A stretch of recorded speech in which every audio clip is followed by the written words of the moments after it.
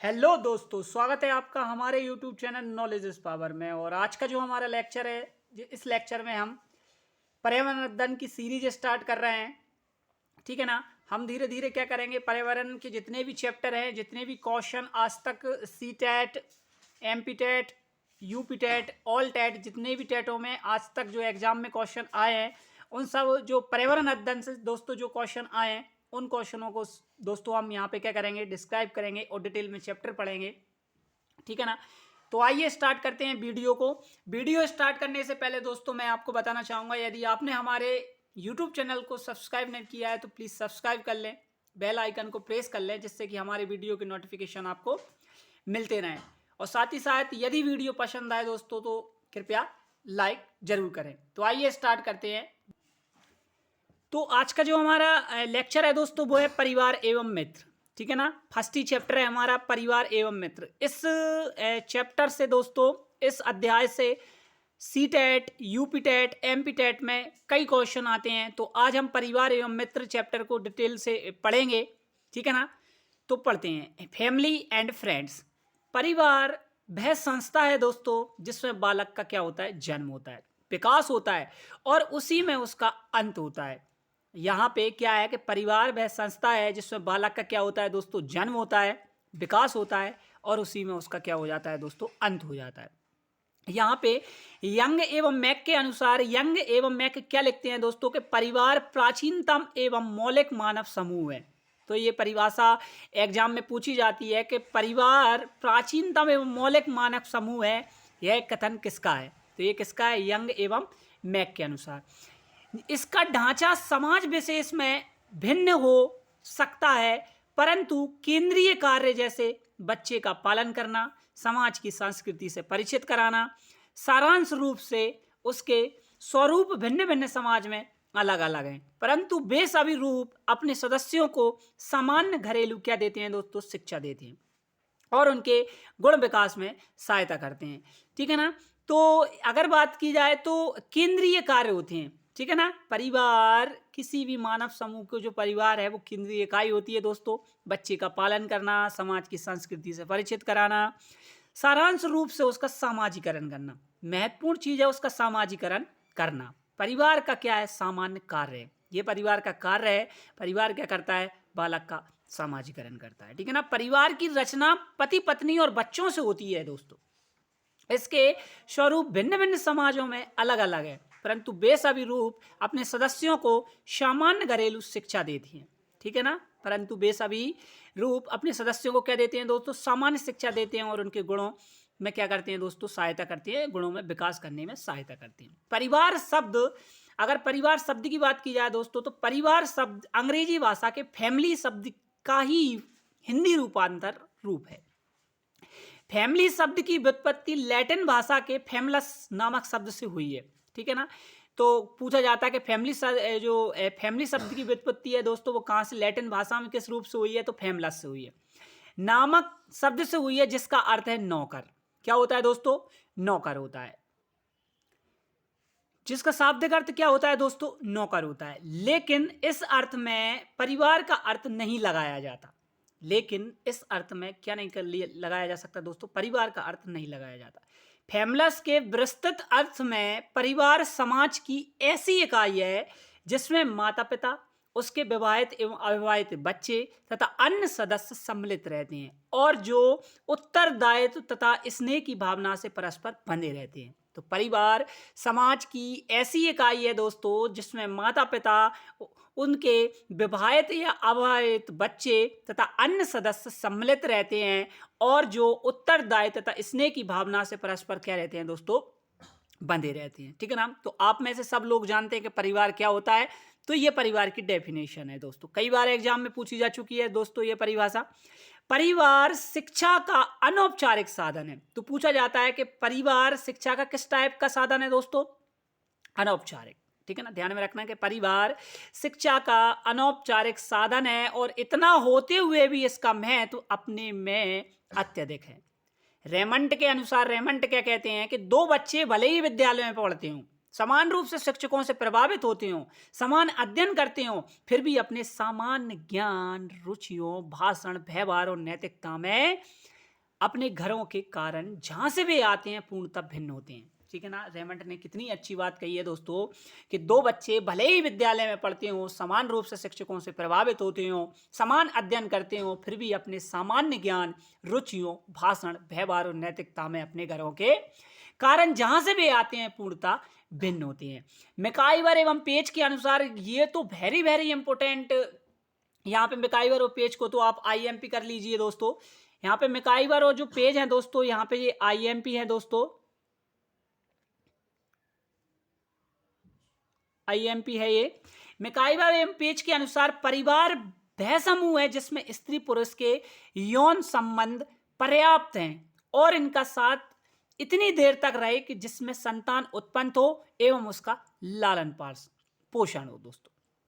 ठीक है ना। मैकाइवर एवं पेज क्या कहते हैं कि परिवार समूह में जिसमें स्त्री पुरुष के यौन संबंध पर्याप्त हो और इनका साथ इतनी देर तक रहे कि जिसमें संतान उत्पन्न हो एवं उसका पालन पोषण हो। ठीक है ना। डीएसएसबी असिस्टेंट टीचर 2019 में ये डेफिनेशन दोस्तों पूछी गई थी कि डेफिनेशन किसकी है, तो ये मैकाइवर एवं पेज की है। ठीक है ना। फिर क्लेयर के अनुसार, क्लेयर क्या कहते हैं दोस्तों कि परिवार से तात्पर्य माता पिता और बच्चे के संबंध की व्यवस्था से है।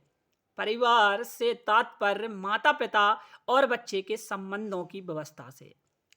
डकरमैन भी कहते हैं, डाकरमैन क्या कहते हैं, डाकरमैन के अनुसार कि परिवार वह समूह है जिसमें पुरुष गृहपति होता है, उसकी स्त्री या स्त्रियों और उसके बच्चों को मिलाकर बनता है।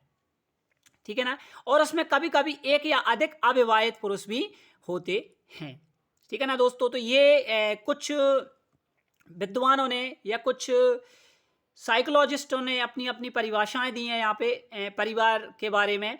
ठीक है ना। तो इनको ध्यान रखना है। और मैकाइवर पेज को तो आपको इम्पोर्टेंट कर लेना है, ये तो पूछा जाता है और पूछा भी जा चुका है।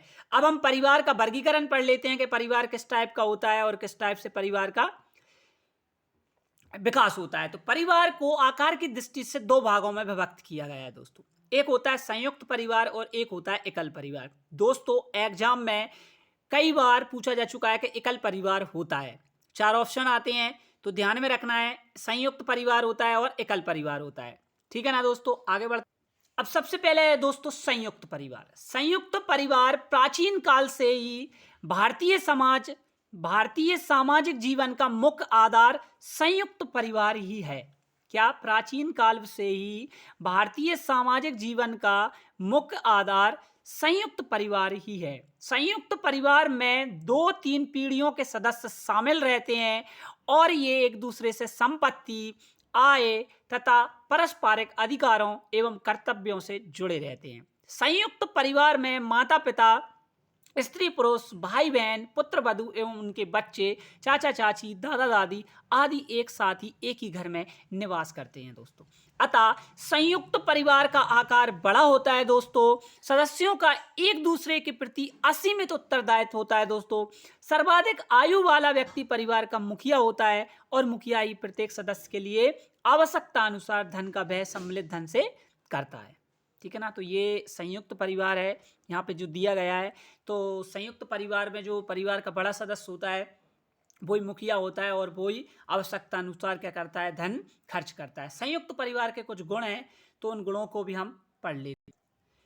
तो संयुक्त परिवार के गुण: कार्य विभाजन की व्यवस्था रहती है दोस्तों, सामाजिक जीवन का विकास रहता है, सामाजिक सुरक्षा रहती है, खर्च की बचत रहती है, सामान्य हितों की रक्षा होती है, पारिवारिक परंपराओं की रक्षा होती है, पारिवारिक धन का समान वितरण रहता है, बच्चों का समुचित लालन पालन, देखभाल एवं विकास होता है, बुजुर्गों के ज्ञान, अनुभव, उपदेश एवं निर्देश आदि का लाभ होता है। दोस्तों एक यहाँ पे इंपोर्टेंट बात मैं आपको बताना चाहूँगा कि संयुक्त परिवार में बालक का बहुत अच्छे से विकास होता है दोस्तों, क्योंकि चाचा चाची, दादा दादी, बहुत सारे सदस्य होते हैं जिससे वो हिलमिल कर रहता है और उसका विकास एक एकल परिवार की तुलना में संयुक्त परिवार में अच्छे से देखा जा सकता है। ठीक है ना। बाकी ये गुण है दोस्तों, तो इन दोनों को ध्यान में रखना है। कई बार इन गुणों में से क्या आ जाती हैं, कभी कभार गुण भी क्वेश्चन के थ्रू पूछ लिए जाते हैं। फिर हम दोस्त पढ़ लेते हैं। संयुक्त परिवार के दोष। व्यक्ति के विकास के लिए स्वतंत्र अवसर का अभाव रहता है दोस्तों। व्यक्ति के विकास के लिए स्वतंत्र अवसर का अभाव रहता है। पारस्परिक द्वेष रहते हैं, कलह एवं संघर्ष रहते हैं, बड़े बड़े परिवार रहते हैं, कमाने वाला एक रहता है, खर्च करने वाले 1000 रहते हैं। तो पारस्परिक द्वेष और एवं कलह एवं संघर्ष की थोड़ी सी व्यवस्था रहती है दोस्तों। सामान्य निर्धनता रहती है। आवश्यकता पूरी होते रहने के कारण अधिकांश सदस्यों का आलसी होना भी रहता है, क्योंकि एक कमाता रहता है, सब खाते रहते हैं। कठोर नियंत्रण होता है, ठीक है ना। तो ये थे संयुक्त परिवार के दोष। ध्यान में रखना है दोस्तों, संयुक्त परिवार के गुण को भी ध्यान में रखना है, संयुक्त परिवार के दोषों को भी क्या कर रखना है दोस्तों, ध्यान में रखना है, ठीक है ना। अब हम पढ़ लेते हैं एकल परिवार। एकल परिवार क्या होता है और इसकी परिभाषा क्या होती है दोस्तों। तो एकल परिवार का स्वरूप लघु होता है, उसका बड़ा होता है, इसका लघु होता है। संयुक्त परिवार के विघटन के कारण ही दोस्तों एकल परिवार का जन्म होता है। एकल परिवार में पति पत्नी और उसके अविवाहित बच्चे होते हैं। ऐसे ही एकल परिवार के भी गुण हैं दोस्तों, तो उन गुणों के बारे में जान लेते हैं। पता ही चल गया होगा एकल परिवार क्या होता है। एकल परिवार लघु रूप होता है। संयुक्त परिवार के टूटने से ही एकल परिवार का निर्माण होता है और परिवार में पति पत्नी एवं उसके अविवाहित बच्चे होते हैं। तो ये लाइन अक्सर एग्जामों में पूछी जाती है कि परिवार में पति पत्नी तथा उनके अविवाहित बच्चे होते हैं, ऐसे परिवार को किस परिवार की श्रेणी में रखा जा सकता है दोस्तों। तो इस प्रकार की श्रेणी में रखे जाने वाले परिवार को कहते हैं एकल परिवार, ठीक है ना। तो इसके गुण देख लेते हैं कि व्यक्तित्व का संपूर्ण विकास संभव है, कलह की संभावना बहुत कम रहती है, गृह संचालन में स्वतंत्रता रहती है, पारिवारिक कुरीतियों का अभाव रहता है दोस्तों, पति पत्नी के बीच मधुर संबंध भी रहते हैं, ठीक है ना। इसके कुछ दोष भी हैं दोस्तों, तो दोष के बारे में भी हम जान लेते हैं या पढ़ लेते हैं। इसके दोष क्या है कि शिशुओं की देखभाल की बहुत ही समस्या रहती है। मैंने कहा बताया ना कि एकल परिवार की तुलना में शिशु का विकास संयुक्त परिवार में थोड़ा सा अच्छा देखा जा सकता है। संकट के समय स्थिति दयनीय रहती है, स्वार्थ की भावना को बल मिलता है, अपव्यय होते हैं, उचित निर्देशन एवं परामर्श का अभाव रहता है, क्योंकि एकल परिवार में चूंकि मुखिया जो एक ही व्यक्ति होता है वो अपने निर्देशन और परामर्श एक दूसरे से शेयर नहीं कर पाता, इसलिए अभाव रहता है। पति पत्नी के संबंध में कटुता बढ़ना, पारिवारिक जीवन का सुख मिटना, ये क्या रहती है दोस्तों, ये दोष है, ठीक है ना दोस्तों। फिर आगे बढ़ते हैं। अब है दोस्तों परिवार और बालक। परिवार और बालक क्या है, तो यदि दो बालक एक ही विद्यालय में पढ़ते हैं, एक ही समान शिक्षकों से विद्या प्राप्त करते हैं और एक से संगठन के अंतर्गत रहते हैं, एक सा ही अध्ययन करते हैं, एक सा ही अभ्यास करते हैं, फिर भी वे पूर्ण रूप से अपने सामान्य ज्ञान, अपनी रुचियों, अपने भाषण, अपने व्यवहार और अपनी नैतिकता में अपने पारिवारिक वातावरण के कारण ही भिन्न होते हैं। ये लाइन नोट करने वाली है दोस्तों कि बहुत सारे लोग बाग विद्यालय में पढ़ते हैं, सब समान शिक्षकों से समान शिक्षा प्राप्त करते हैं, समान संगठन के अंतर्गत आते हैं, लेकिन फिर भी हर प्रत्येक बालक अद्वितीय होता है, भिन्न होता है दोस्तों। क्यों? परिवार के वातावरण के कारण। किसके कारण दोस्तों? परिवार के वातावरण के कारण। जिनसे वे आते हैं, परिवार बालक का प्रारंभिक विद्यालय है और माता बच्चे की प्रथम गुरु कहलाती है। कई बार एग्जाम में पूछा जा चुका है कि परिवार बालक का प्रारंभिक विद्यालय है और माता बच्चे की प्रारंभिक गुरु होती है। यदि परिवार प्रभावशाली होगा तो बालक का व्यक्तित्व भी निसंदेह प्रभावशाली होगा दोस्तों, ठीक है ना, याद रखना है। फिर आगे बढ़ते हैं। आदर्श परिवार की क्या क्या विशेषताएं होनी चाहिए दोस्तों। तो विशेषताओं से भी बहुत सारे क्वेश्चन बन जाते हैं और बहुत सारे एग्जामों में विशेषताओं से क्वेश्चन पूछे भी गए हैं। तो परिवार का मुखिया परिवार की पूर्ण व्यवस्था करे, इससे अच्छा परिणाम होगा। यदि परिवार में झगड़े होंगे तो भी परिवार का वातावरण दूषित होगा और बालक पर अच्छा प्रभाव नहीं पड़ेगा, ठीक है ना, अच्छा प्रभाव नहीं पड़ेगा। परिवार के मुखिया को परिवार के पड़ोस के वातावरण का भी निर्माण करने के कारण समुचित व्यवस्था करनी चाहिए, ठीक है ना, अपने आसपास के वातावरण से समुची व्यवस्था रहनी चाहिए दोस्तों। परिवार में मानसिक वातावरण स्वस्थ होना आवश्यक है। निर्भरता और अशिक्षा के कारण परिवारों में अभाव देखने को मिलता है, ठीक है ना, कभी कभी अशिक्षित लोग रहते हैं तो ये अभाव देखने को मिल जाता है, ठीक है ना। मानसिक वातावरण का स्वस्थ होना कभी कभी नहीं देखा जाता है, क्योंकि अशिक्षित परिवार होते हैं तो मानसिक वातावरण थोड़ा सा अस्वस्थ होने लगता है दोस्तों, ठीक है ना। फिर आगे है कि परिवार के मुखिया को चाहिए कि वे अपने समुदाय में पुस्तकालय, वाचनालय चलाए। इस कार्य से वे दूसरों को सहयोग प्राप्त करे, समुदाय को सांस्कृतिक रूप से ऊंचा उठाए। इससे समुदाय का वातावरण ठीक होगा एवं परिवार भी उससे प्रभावित होगा, ठीक है ना। फिर नेक्स्ट है आगे, परिवार में बालक को नैतिकता तथा सामाजिकता का शिक्षण दिया जाना चाहिए या प्रशिक्षण दिया जाना चाहिए दोस्तों। वेरी वेरी इंपोर्टेंट है, परिवार में नैतिकता और सामाजिकता दोनों का प्रशिक्षण मिलना चाहिए बालक को, ठीक है ना। परिवार में व्यवस्थापन का गुण विकसित किया जाना चाहिए, उत्तम आदतों का निर्माण, रुचियों का विकास होना चाहिए, आचरण का विकास तथा व्यक्तित्व के विकास पर विशेष ध्यान दिया जाना चाहिए दोस्तों, ठीक है ना। तो उत्तम आदतों का निर्माण, रुचियों का विकास, आचरण का विकास एवं व्यक्तित्व के विकास पर विशेष ध्यान दिया जाना चाहिए। अब हम पढ़ लेते हैं दोस्तों परिवार का महत्व, कि परिवार का महत्व क्या है। तो परिवार का महत्व पढ़ लेते हैं दोस्तों। परिवार का महत्व, बालक की शिक्षा में परिवार का अत्यधिक महत्व है। अगर देखा जाए तो बालक की शिक्षा में परिवार का अत्यधिक महत्व है और परिवार को ही विद्यालय का प्रारंभिक विद्यालय कहा गया है और बच्चे की प्रथम गुरु माता को कहा गया है। परिवार को बालक की प्रथम पाठशाला कहा जाता है। कई बार एग्जाम में पूछा जा चुका है दोस्तों, इंपोर्टेंट है, IMP करके रखना है इसको, ठीक है ना। परिवार रक्त संबंधों तथा सामाजिक संबंधों से उत्पन्न होता है। जीवन के प्रारंभिक वर्षों एवं सर्वाधिक महत्वपूर्ण वर्षों में बालक के लिए परिवार ही समस्त सामाजिक वातावरण होता है। क्या है दोस्तों, कि जीवन के प्रारंभिक वर्षों एवं सर्वाधिक महत्वपूर्ण वर्षों में बालक के लिए परिवार ही समस्त सामाजिक वातावरण होता है। जब वह विद्यालय जाना आरंभ करता है तब उसका दायरा बढ़ जाता है, ठीक है ना। वह दूसरों से मित्रता करना आरंभ करता है और परिवार फिर भी कुछ वर्षों के लिए उसके सामाजिक व्रत का केंद्र बिंदु बना रहता है।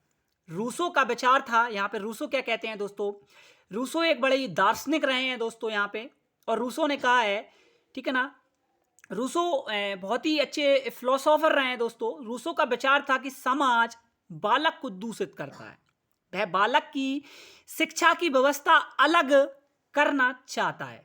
क्या कहा है रूसो ने कहा है कि समाज बालक को दूषित करता है, वह बालक की शिक्षा की व्यवस्था अलग करना चाहता है। उसका विचार है कि सभ्यता से दूर पिता बालक को प्रकृति की गोद में शिक्षा दे। क्या कहता है, सभ्यता से दूर, किसका विचार है दोस्तों, तो ये पूछा जाता है कि सभ्यता से दूर पिता बालक को प्रकृति की गोद में शिक्षा दे है विचार, यह कथन किसका है दोस्तों, तो यह कथन रूसो का है।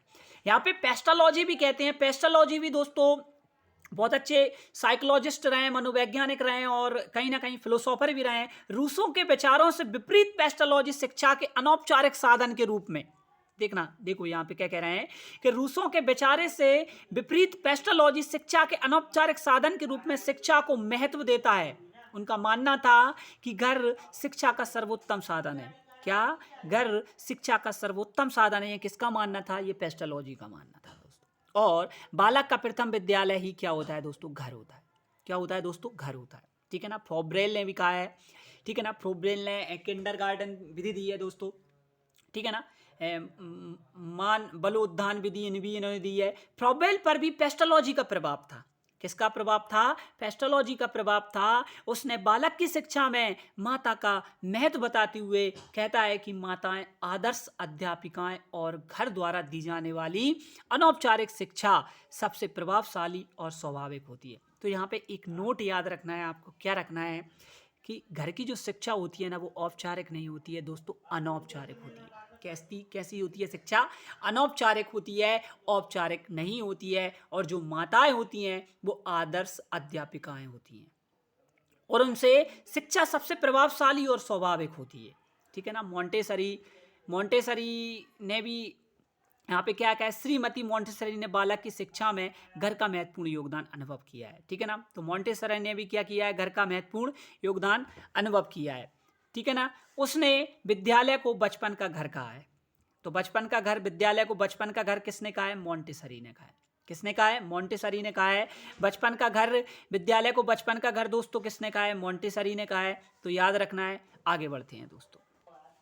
तो ये था दोस्तों परिवार हमने पढ़ लिया है। अब हम परिवार ये होता है एकल परिवार, संयुक्त परिवार, ये पढ़ लिए हैं। परिवार की विशेषताएं पढ़ ली हैं, परिवार के गुण पढ़ लिए हैं, दोष पढ़ लिए हैं, और विद्यालय का किस टाइप से विद्यालय ज्वाइन करता है और किस टाइप से माता उसकी प्रथम गुरु होती है और प्रथम पाठशाला उसकी घर होता है। तो ये हमने सब पढ़ लिया है। अब हम थोड़ा सा मित्र के बारे में जान लेते हैं कि मित्र क्या होता है और किस टाइप से जो बच्चे का विकास होता है वो मित्र के साथ होता है। तो मित्रता एक अनोखा रिश्ता होती है दोस्तों, जो जाति, धर्म, संप्रदाय, अमीर, गरीब, ऊंच नीच आदि संकीर्ण मानसिकता से अछूता है। मित्रता हृदय को जोड़ती है। इसी आधार पर मित्र एक दूसरे के लिए कुछ भी करने को तत्पर रहते हैं।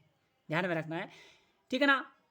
सच्चा मित्र सुख एवं दुख से समान भाव से मैत्री निभाता है। जिस टाइप से मैं आपसे मैत्रीपूर्ण संबंध निभा रहा हूं, मैं आपको पढ़ा रहा हूं और आप पढ़ रहे हो, ठीक है ना। तो ये मित्रता है। मित्रता अनमोल धन है, इसकी कीमत नहीं लगाई जा सकती। सच्चे मित्र में किसी भी कारण, चाहे वह सामाजिक, आर्थिक, सांस्कृतिक क्यों ना हो, व्यवधान नहीं हो सकता। सच्चे मित्रों में विचारों की एकता होती है और जो मैत्री को प्रांगण करती है। बालक के विकास में मित्रों का अपना अलग महत्व है। सच्चा मित्र कुसंगति से बचाता है, प्रतिकूल समय में सहायता करता है, दुख में सहायता दर्शाता है, आगे बढ़ने का हौसला देता है दोस्तों। संगति का व्यक्ति पर विशेष प्रभाव पड़ता है। यदि बालक की मैत्री जिज्ञासु एवं शांत स्वभाव के बालक से होती है तो उसे भी अपने मित्र की तरह बनना पड़ता है। बालक के विकास में मित्र की भूमिका प्रभावशाली होती है दोस्तों। धन कमाने की आपाधापी में माता पिता अपने बच्चों की गतिविधियों पर नजर नहीं रख पा रहे हैं। फलता बालकों एवं किशोरों में अनेक बुराइयां पनपने लगी हैं और कुसंगति को पोषण मिलता है, ठीक है ना। यहाँ पे कुसंगति जन्म लेती है क्योंकि अंधाधुन पैसे की कमाई में, आपाधापी में माता पिता अपने बच्चे की गतिविधियों पर नजर नहीं रख पा रहे हैं और इसी कारण से कुसंगति का पोषण होने लगता है।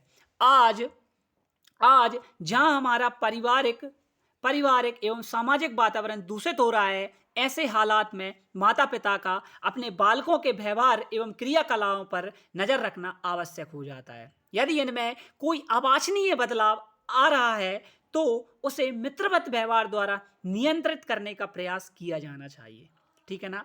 किस द्वारा किया जाना चाहिए? मित्रवत व्यवहार। उससे मित्रतापूर्ण बात करनी चाहिए और उस व्यवहार को मिटाना चाहिए। परिवार के बाद संपर्क का दूसरा सूत्र मित्रों, सहपाठियों और खेल साथियों का होता है दोस्तों। परिवार के बाद दूसरा क्या आता है दोस्तों? तो वो आता है मित्र, ठीक है ना। हम उम्र बच्चों के साथ बच्चे मित्र होते हैं। एक ही आयु के समूह होते हैं और उनमें मेल जोल बड़ी सरलता एवं सहजता से होता है। वे लोग जो हम उम्र होते हैं, जहां तक संभव हो जीवन पर्यंत मित्र बने रहते हैं। पियाजे और मीड ने सहपाठियों के प्रभाव पर अधिक जोर दिया है। अच्छा, क्या जोर दिया है तो पढ़ते हैं। इस संबंध में पियाजे का कहना है, क्या कहना है? पियाजे क्या कहते हैं कि इस उम्र में जो संबंध होते हैं उनमें प्रजातांत्रिक विचारधारा अत्यधिक प्रभावी होती है। अंग्रेजी में सहपाठियों के लिए जिस पियर पद का प्रयोग किया जाता है, इसका मतलब ही समानता होता है दोस्तों। क्या होता है? समानता होता है। एंथोनी गिडेंस का कहना है यहाँ पे कि बाल्यावस्था के मित्र लंबे अरसे के गुजर जाने पर भी एक दूसरे को पहचानते हैं और वही घनिष्ठता बताती है कि ऐसे क्षेत्र जहाँ सामाजिक गतिशीलता अधिक तीव्र नहीं होती, सहपाठी एक अनौपचारिक क्लिक बनाकर रहते हैं दोस्तों, ठीक है ना। बच्चे समूह के बालकों के साथ जो न केवल हम उम्र होते हैं बल्कि जिनकी पृष्ठभूमि तथा रुचियां भी प्रायः समान होती हैं, अधिक समय बिताते हैं एवं इस समूह को दो भागों में विभाजित किया जा सकता है, बालक का क्रीड़ा समूह और किशोरों का समूह। अब बालक का क्रीड़ा समूह किस टाइप का है, क्या होता है तो पढ़ लेते हैं उसको भी। इस समूह में रहकर बालक की भाषा का विकास होता है, स्वयं को अभिव्यक्त करने की क्षमता भी इसी समूह में विकसित हो जाती है। बालकों के क्रीड़ा समूह में ही क्या हो जाती है दोस्तों? बालक की क्षमता विकसित होने लगती है। इसी प्रकार सहयोग, प्रतिरोध, प्रतिस्पर्धा, नियंत्रण करना, अनुशासन की आवश्यकता, नेतृत्व करने की क्षमता, आलोचना करना और सहना, दूसरों के साथ समायोजन करना, नियमबद्धता आदि गुणों के विकास में क्रीड़ा समूह का महत्वपूर्ण योगदान रहता है दोस्तों। इसलिए जिन बच्चों को घर में ही बंद रखा जाता है तथा हम उम्र बच्चों के साथ खेलने से मना किया जाता है, वे अंतर्मुखी, दब्बू, चुप रहने वाले, डरपोक, माता पिता पर अत्यधिक निर्भर, ओढ़े हुए अनुशासन में उच्चृंखल तथा भीरू बनते हैं। ऐसे बालक घर बार एकाकीपन अनुभव करते हैं, ठीक है ना। इसलिए दुनिया की समझ भी होना, दुनिया से मिलना जुलना भी सिखाना चाहिए। अब दूसरा रूप है दोस्तों, जो दूसरा पार्ट किशोरों का समूह में बांटा है उसको, ठीक है ना, वो है किशोरों का समूह। क्रीड़ा समूह और किशोरों के समूह में सामाजिकरण के माध्यम से बालकों व किशोरों का संपर्क बाह्य जगत में अप्रत्यक्षता होता है। यहाँ सामाजिकरण बिना उद्देश्य के अनौपचारिक रूप से होता है, ठीक है ना। तो यहाँ से सामाजिकरण होना स्टार्ट हो जाता है और किशोर अपनी स्वेच्छा से मित्रों का चयन करते हैं। इस समूह के सदस्य समवयस्क होने के कारण समान स्तर और पर व्यवहार करते हैं। किशोर समूह के सदस्यों की रुचियां और हित समान होते हैं। आस पड़ोस, माता पिता, राजनीति, धर्म, संस्कृति, साहित्य, पढ़ाई लिखाई से लेकर स्त्री पुरुष संबंधों तक सभी विषयों पर चर्चा करते हैं। इसके माध्यम से उनके दृष्टिकोण का विकास होता है एवं उनकी भ्रांतियां दूर होती हैं। आस्थाओं का विकास होता है तथा वे स्वयं को निर्णय कर सकने योग्य एवं महत्वपूर्ण मानने लगते हैं। बाह्य जगत से संपर्क लायक सामाजिकरण इसी समूह में होता है दोस्तों, परंतु इस संपर्क के दो प्रतिकूल प्रभावों की संभावना रहती है। प्रथम परिवार तथा अभिभावकों की अपेक्षा मित्रों को प्रधानता देना और द्वितीय मित्रों के साथ शोषण करना। यहाँ से बच्चा शोषण करना भी सीखता है और मित्रों को प्रधानता देना भी सीखता है दोस्तों। तो ये था परिवार और मित्र। अगला जो नेक्स्ट लेक्चर होगा दोस्तों वो होगा हमारे रिश्ते और रिलेशनशिप पर।